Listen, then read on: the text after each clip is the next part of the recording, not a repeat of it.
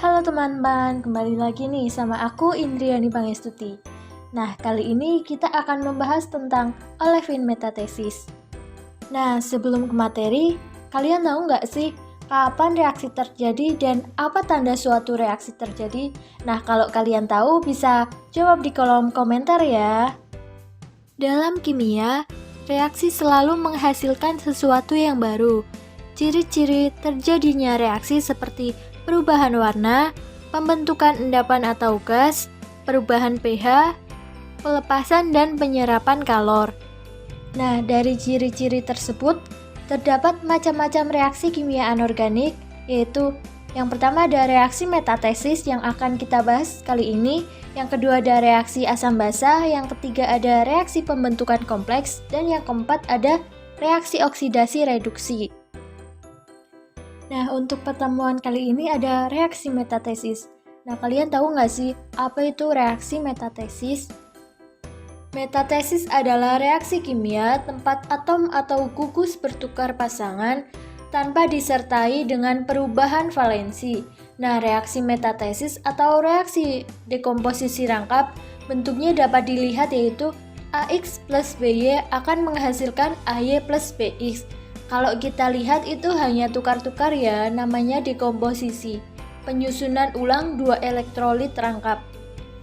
Menurut Zulfikar, reaksi metathesis adalah reaksi pertukaran ion dari dua buah elektrolit pembentuk garam. Terdapat 3 jenis reaksi penggaraman yang mungkin yaitu seperti garam La dengan garam BX dengan asam Ha, dan garam La dengan basa BOH. Reaksi metathesis dapat terjadi jika salah satu hasil reaksi berupa endapan atau gas. Dengan kata lain, salah satu hasil reaksi memiliki kelarutan yang rendah di dalam air. Untuk penjelasannya, kita next ya. Untuk penjelasannya yaitu macam-macam reaksi metathesis. Yang pertama ada garam La plus garam BX akan menghasilkan garam LX plus garam Ba. Contohnya, NaCl plus AgNO3 akan menghasilkan AgCl solid plus NaNO3. Reaksi ini akan menghasilkan endapan putih untuk senyawa AgCl, di mana dalam reaksi dituliskan tanda S yang berarti solid. Yang kedua ada garam BX plus asam Ha akan menghasilkan garam Ba plus asam HX, di mana contohnya FeS plus 2HCl akan menghasilkan FeCl2 plus H2S gas. Hasil reaksi berupa gas H2S yang dapat lepas keluar dari tempat berlangsungnya reaksi. Untuk yang ketiga ada garam La plus basa BOH akan menghasilkan garam Ba plus LOH. Contohnya NH4Cl plus KOH akan menghasilkan KCl plus NH4OH. Nah, reaksi ini akan berlanjut dengan menguraikan senyawa NH4OH, yaitu dengan NH4OH akan menjadi H2O plus NH3 gas. Yuk kita bahas mengenai reaksi olefin lebih lanjut. Nah, reaksi sederhana olefin metathesis menurut 3 kimiawan tersebut seperti pada gambar ya.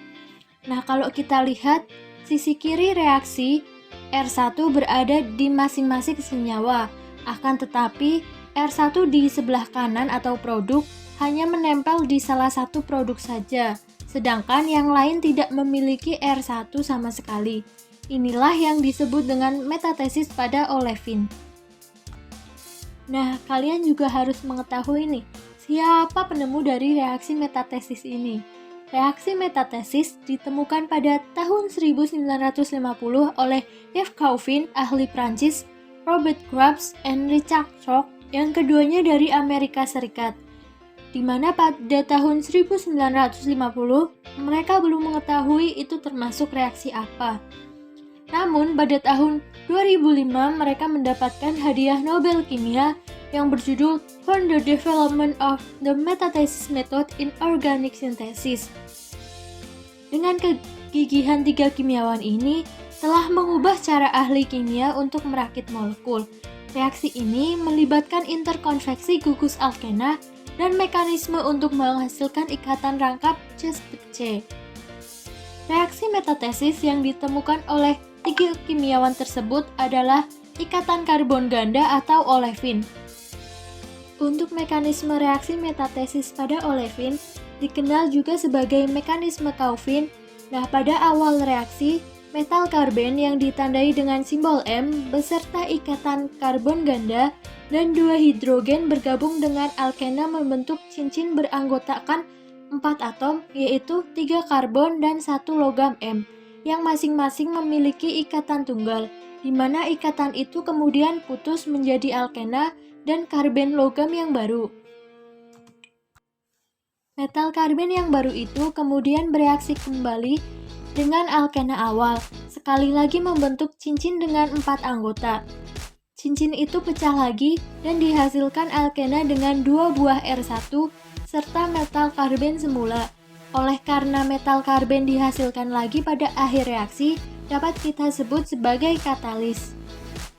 Menurut Oliveira, terdapat sebuah katalis yang efektif, mudah disintesis, dan dapat diaplikasikan di laboratorium secara baik dalam reaksi metatesis. Nah, katalis ini dikembangkan oleh Grubbs dan kawan-kawan pada tahun 2011. Grubbs dan kawan-kawan menemukan logam ruthenium, tantalum, tungsten, dan molybdenum atau kompleks alkilidena sebagai logam yang cocok untuk katalis. Dalam skema di atas adalah homodimerisasi olefin menggunakan katalis THF atau tetrahidrofuran. Nah, untuk membuat video kali ini saya menggunakan 6 daftar pustaka sebagai berikut. Nah, untuk pembahasan olefin metatesis kita cukupkan sampai di sini dulu ya. Jika kalian suka jangan lupa like, comment, and subscribe. Dan nantikan video selanjutnya. Terima kasih, sampai jumpa lagi. Bye-bye.